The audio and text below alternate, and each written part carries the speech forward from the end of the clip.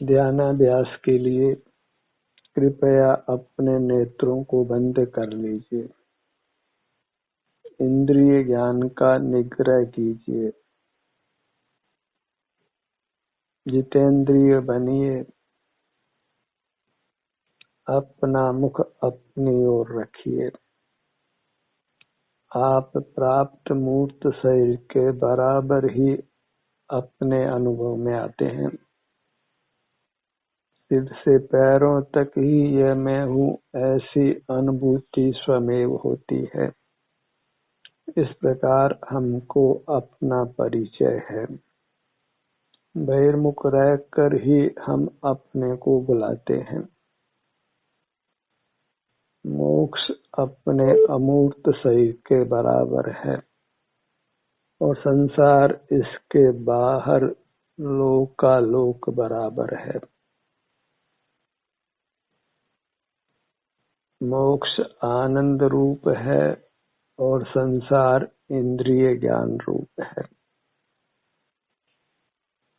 संसार से मुक्त होना चाहते हैं तो अपने को इंद्रिय ज्ञान से मुक्त करिए, तो आपको मोक्ष प्राप्त होगा, आनंद प्राप्त होगा। संसार नहीं रहेगा, इंद्रिय ज्ञान भी नहीं रहेगा। मूर्त पदार्थों को देखने जानने रूप ही संसार है और अपने अतीन्द्रिय सुख को भोगने रूप ही मोक्ष है। आप निर्धार कीजिए कि आपने बाहर की मूर्त दुनिया को देखना जानना है या अपने शरीर प्रमाण आनंद को जो मोक्ष रूप है उसको भोगना है। अपना निज विस्तार ही उपादेय है। बाहर का सारा जगत अपना नहीं होने से और सुख स्वभावी नहीं होने से हेय है, उत्तम नहीं है। बहिर्मुखता उत्तम नहीं है। बहिर्मुखता छोड़कर अपने आनंद को भोगना ही उत्तम है और आनंद सीमा सहित है, क्योंकि हम सीमा सहित हैं। बाहर आकाश अनंत है और हमें तो बस वर्तमान क्षण को अपने अनुभव रूप करना है। न भूत का स्मरण करना है, न भविष्य का चिंतन करना है। ज्ञान ही भूत और भविष्य में जाता है। आनंद वर्तमान क्षण को छोड़ता नहीं है। प्रतिपल वर्तमान की ही उपलब्धि होती है। आनंद का दायरा ध्येय प्रमाण है और वर्तमान क्षण मात्र है।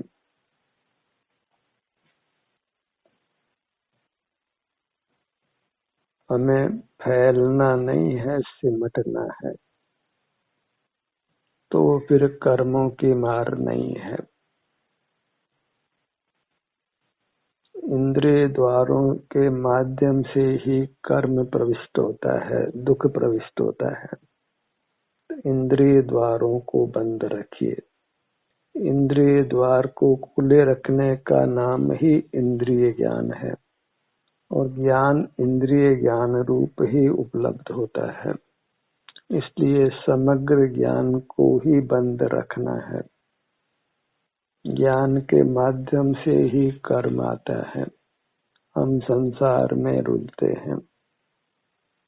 ज्ञान का निरोध करने पर आनंद रूप मोक्ष प्राप्त होता है। अपने सिर से पैरों तक बने रहिए, यही स्वदया है। अपना उपकार करना है, पर का उपकार कोई नहीं कर सकता है। परमात्मा भी नहीं कर सकते हैं। कर्तृत्व जीव के स्वभाव में नहीं है, किसी द्रव्य के स्वभाव में नहीं है। सबकी सीमा अपने परिणाम को करने तक है। हर पदार्थ परिणमनशील है, अपना ही परिणमन करता है। पर में उसका प्रवेश नहीं है। भले एक क्षेत्रावगाह हो, बंधन रूप भी हो, तथापि हर द्रव्य अपने परिणाम को करता है, अपने परिणाम को ही प्राप्त करता है। पर के परिणाम को कोई प्राप्त नहीं कर सकता है। संसारी जीव ही मूर्त की सहाय से मूर्त पदार्थों को देख जानकर अपने संसार को पैदा करते हैं।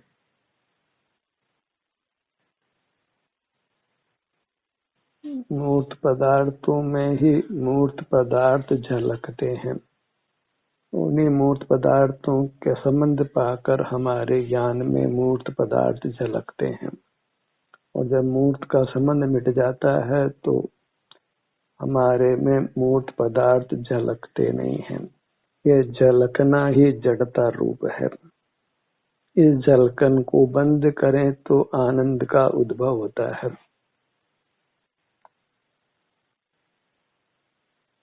परमात्मा दर्पणवत नहीं है, हम ही मूर्त के संबंध से दर्पणवत हैं। परमात्मा केवल आनंद भोजी है।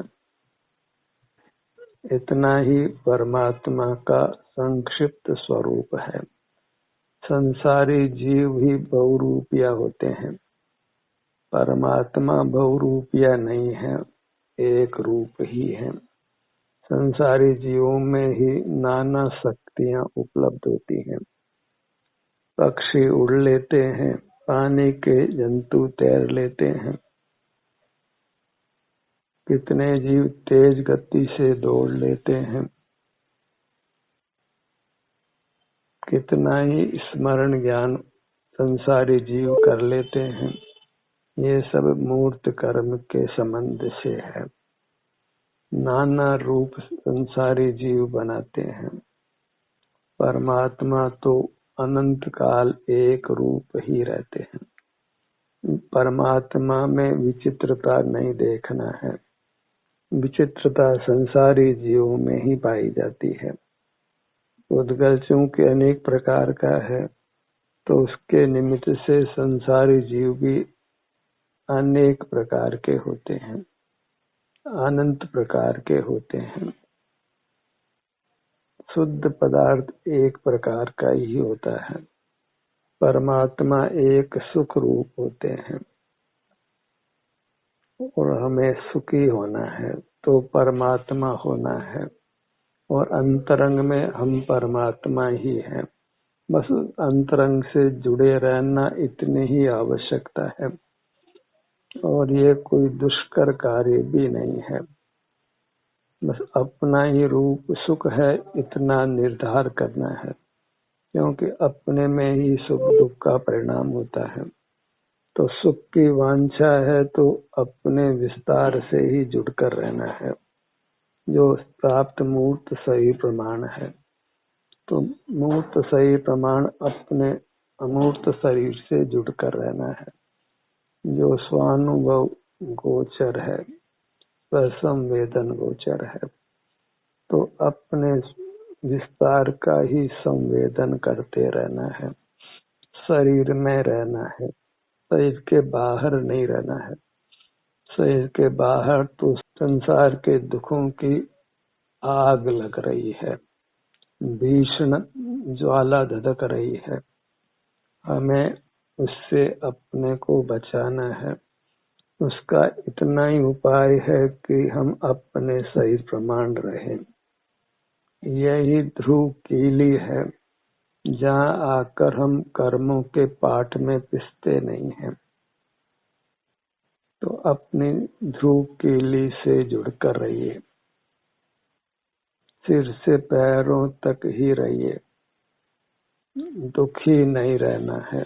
सुख स्वभावी होकर हम दुख भोगें, ये वास्तव में अति खेदजनक है, हास्यास्पद भी है। हम स्वयं परमात्मा हैं, और बाहर अन्य परमात्मा नहीं दिखने पर भी हम उनकी प्रतिमा बनाकर पूजते हैं। परमात्मा अमूर्त हैं, वे हमारे ज्ञान के विषय नहीं बनते हैं, फिर उनकी आराधना कैसे की जा सकती है? और पर की आराधना से सुख पाना बिल्कुल संभव नहीं है। वह तो वास्तव में अपराध है, अपने से च्युत होने रूप है। आराधना अपनी होती है, पर की आराधना तो वास्तव में विराधना रूप है। उसमें हम अपने निज परमात्मा की विराधना करते हैं। पूजा, भक्ति, आरती, परिक्रमा स्वयं की होती है, क्योंकि स्वदवादो सुख गई। अपने ही द्रव्य के आश्रय से सुख की प्राप्ति होती है, और अपना द्रव्य शरीराकार होने से शरीर है, अमूर्त शरीर है। वही पूरा का पूरा आनंद का ही बना हुआ है, और आनंद के अलावा उसमें कुछ भी नहीं है। कर्म के संबंध से ही पर्याय में नाना विकार पैदा होते हैं, पर द्रव्य उन सब विकारों से रहित है। जैसे स्वर्ण में अन्य धातुओं के संपर्क से अनेक विचित्रताएं पर्याय में होती है, पर स्वर्ण के शुद्ध स्वरूप में वे विचित्र पर्याय नहीं है। तो हम नाना योनियों में जन्म लेकर नाना आकार धारण करने पर भी भीतर हम सुख स्वरूप ही रहते हैं। जो भी चिद विकार उत्पन्न होता है वह कर्म के संबंध से अपने पर्याय में ही होता है। भीतर सुख स्वभाव को वह छूता नहीं है, वह ज्यों का त्यों बना रहता है, अक्षुण्ण रहता है, अविनाशी रहता है, ध्रुव रहता है, एक समान रहता है। मोक्ष अंतर में द्रव्य रूप से सदा ही कायम है, उसको पर्याय में व्यक्त करना है, और वह कठिन भी नहीं है। बस शरीर में ही रहने का संकल्प कीजिए, क्योंकि मोक्ष शरीर के भीतर है, बाहर तो आकाश है, उद्गल है, अन्य जीव हैं जो हमारे ज्ञान के विषय भी नहीं बनते हैं। आकाश भी ज्ञान का विषय नहीं बनता है। ज्ञान का विषय केवल जड़ पदार्थ ही बनते हैं, और उन्हीं से हम बंध कर नाना दुख पाते हैं। भला शत्रु को कौन देखना चाहेगा? शत्रु से तो दूर ही रहना है। ये मूर्त जगत ही हमारा शत्रु है, उसी का आश्रय कर हम नाना दुख भोगते हैं। मूर्त का विश्वास छोड़ना है, उद्गल का क्या विश्वास? हम उसको औषधि आहार मानकर अनेक प्रकार से ग्रहण करते हैं। उस सब से हमारा संसार ही बढ़ता है।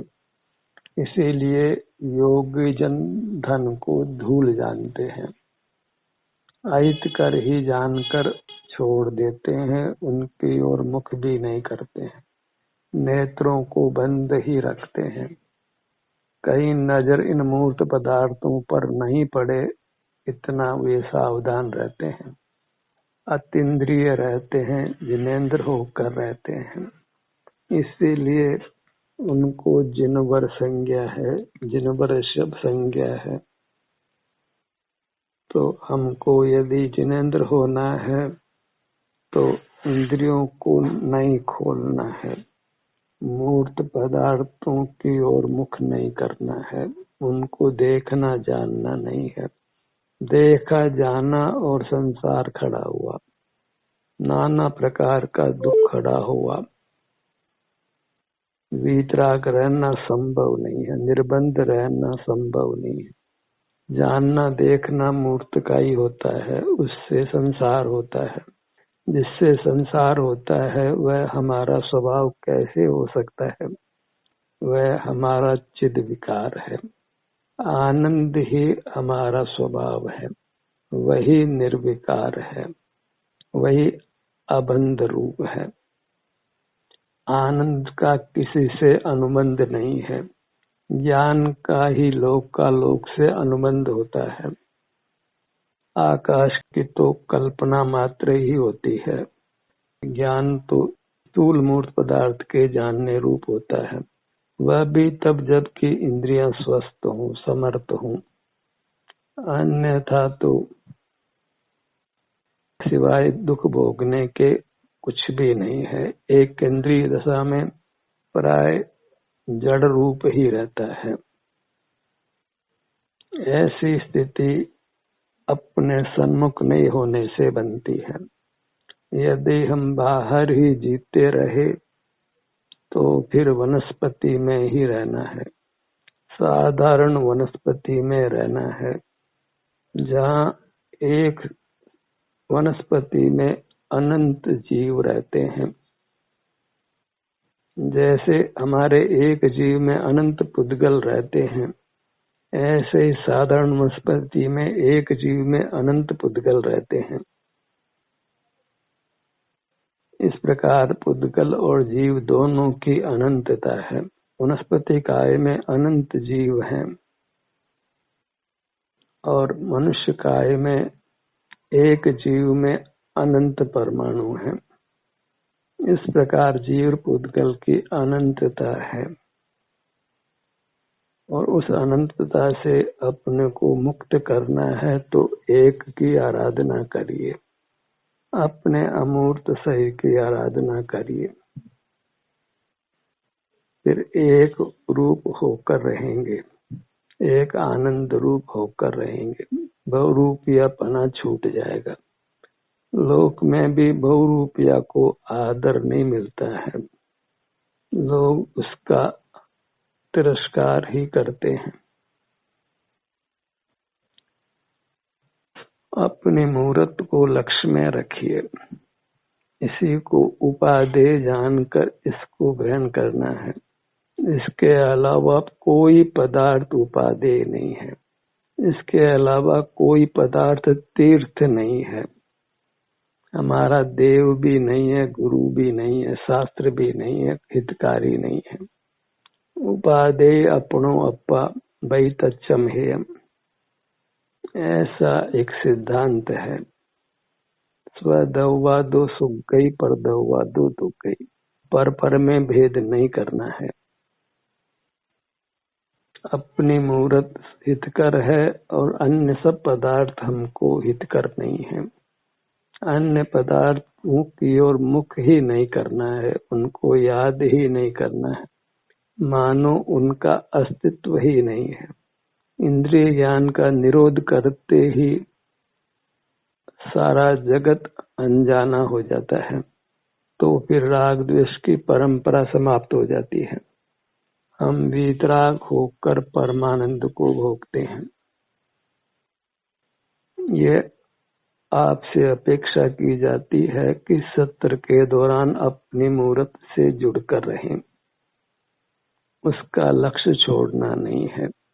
एक कार के ड्राइवर की तरह रहना है, जहाँ वह सवारी के साथ कदाचित बात भी कर लेता है पर अपनी दृष्टि को सड़क पर रखता है।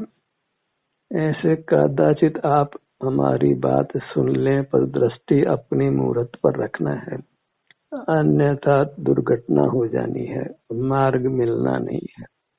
मोक्ष मिलने के स्थान पर संसार ही मिलना है। अपने ध्यान को अपने मुखमंडल पर लाइए।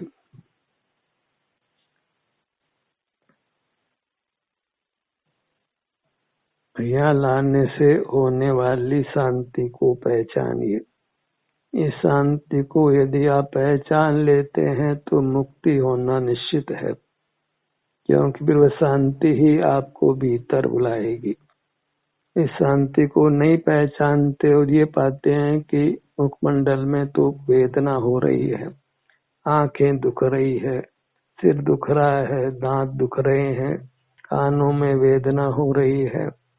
ऐसा यदि आप अपने में दुख को तो पहचान रहे हैं और अपने सन्मुख होने से जो वीतरागता होती है, निर्विकल्पता होती है, शांति होती है उसको नहीं पहचानते हैं तो फिर मोक्ष मार्ग को आप नहीं पा सकते।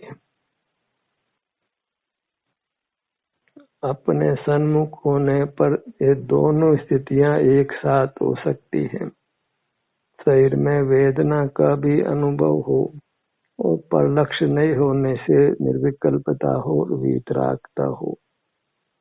दोनों स्थितियों में आप अपनी होने वाली शांति को मुख्य करते हैं, उससे सुख का अनुभव करते हैं तो आप मोक्ष मार्ग को पाने में सफल होते हैं और मोक्ष को भी पाने वाले हैं। निरंतर यही देखिए कि अंतर्दृष्टि करने पर, अपने ध्यान को अपने शरीर के विभिन्न भागों पर लाने पर क्या आप शांति का अनुभव कर रहे हैं? क्या कुछ अच्छा लग रहा है? विकल्पों की कोलाहल से क्या आप मुक्त हो रहे हैं? मूर्त पदार्थों के देखने जानने से जो आकुलता होती है, क्या आप उससे बच रहे हैं? बराबर इसी बात की जांच करते रहिए और वह तब तक करते रहना है जब तक आप निशंक नहीं हो जाते, क्योंकि अपने सन्मुख होना ही सुख पाने का उपाय है। इससे मुझे सुखानुभूति होती है और फिर मैं जब अपने सन्मुख ही होता हूँ तो मेरा आनंद बढ़ता जाता है, सुखानुभूति बढ़ती जाती है। तो मुझे फिर जगत से कोई लेना देना नहीं है, फिर बाहर कोई भी क्यों न हो, साक्षात परमात्मा भी हो तो मुझे उससे कोई मतलब नहीं है। इतना जगत के प्रति रूखा हो जाना है तो फिर कर्मों का बंधन नहीं होता है। लोक में भी रूखे पदार्थ के साथ धूल चिपकती नहीं है और हमारे परिणाम में यदि राग नहीं है, रुक्षता है, तो मूर्त कर्म बनता नहीं है, अपितु छूटता है। अपने ध्यान को अपने धड़ भाग पर लाइए। होने वाली निर्विकल्पता को, वीतरागता को, शांति को पहचानिए। यह पहचान ही आपको अपने भीतर ठहराएगी, रोकेगी। फिर बिना ही विशेष प्रयत्न के आप भीतर ठहर पाएंगे, अपने सन्मुख हो पाएंगे, विश्राम को प्राप्त करेंगे। फिर बाहर की वृत्ति आपको भार रूप होगी। फिर बाहर को कौन ओढ़ना चाहेगा? बाहर आकुलता अनुभव में आएगी। जहाँ बाहर रहने पर आपको सुख लगता था, अब आपको बाहर रहने में दुख लगेगा।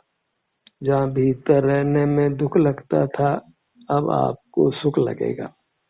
सब कुछ बदल जाना है। यदि आप नेत्र बंद कर अपने शरीर का एहसास करते हैं तो आपके जीवन में आमूल चूल परिवर्तन होता है। आप संसार मार्गी नहीं होकर मोक्ष मार्गी होते हैं। कुमति कुश्रुत ज्ञान मिटकर सुश्रुत ज्ञान हो जाता है। मिथ्या चारित्र मिटकर सम्यक चारित्र होता है। विषय सुख दुख मिटकर फिर आप अपने शरीर में स्वास्थ्य का सुख भोगते हैं। अद्भुत अनुपम आनंद आपको होता है। अपने ध्यान को अपनी दाहिनी भुजा पर लाइए।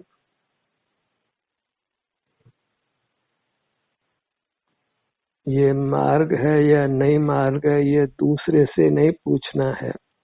अनुभव से परीक्षा करके ही आपको निशंक हो जाना है।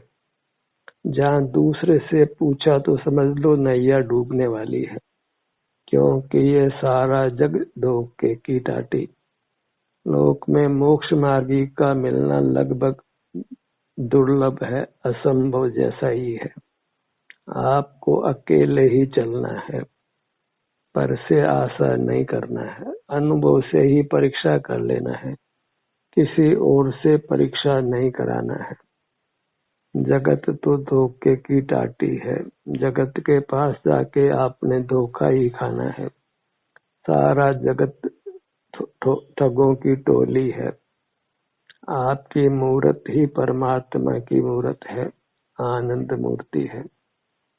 अपने ध्यान को अपनी बाईं भुजा पर लाइए। अपना विश्वास जागृत करिए। अपने प्रति आदर का भाव लाइए। आप अपनी परीक्षा स्वयं कर सकते हैं। किसी दूसरे से परीक्षा कराने की आवश्यकता नहीं है। दूसरे से पूछना नहीं है, क्योंकि दिग्भ्रमित करने वाले जीवों से ही ये सारा लोक भरा हुआ है और हमें दिग्भ्रमित नहीं होना है। बहुत भ्रमण हो चुका है, बहुत भ्रम हो चुका है। अब विभ्रम रहना है, भ्रम रहित रहना है। अपने ध्यान को अपने दाहिने पैर पर लाइए। दाहिने पैर की पगतली, घुटना, पूरा दायां पैर। यदि इस प्रकार आप अपने शरीर के विभिन्न भागों का संवेदन करते हैं तो विभिन्न भागों में जो नाना प्रकार के रोग होकर उनसे नाना दुख आप पाते हैं, उन सब से आप मुक्त होने वाले हैं। फिर सर्वांग में आपको अनुपम आनंद ही होना है। संपूर्ण शरीर में आनंद ही आनंद होगा, किंचित भी दुख नहीं होगा। अपने ध्यान को अपने बाएं पैर पर लाइए। बाएं पैर की पगतली, घुटना, दोनों पैर एक साथ प्रीति से अपने ध्यान को अपने अमूर्त शरीर पर, उसके अंगों पर लाना है, क्योंकि यही ध्यान आपको परमात्मा बनाने वाला है, आनंद देने वाला है, संसार दुखों से मुक्त करने वाला है। अपनी पूरी चिन्ह मूर्त को लक्ष्य में लेने का प्रयत्न करिए। भले ही अभी आप एक साथ पूरी चिन्ह मूर्त को अनुभव में नहीं ले सकते हैं, पर प्रयत्न करने में कोई दोष नहीं है।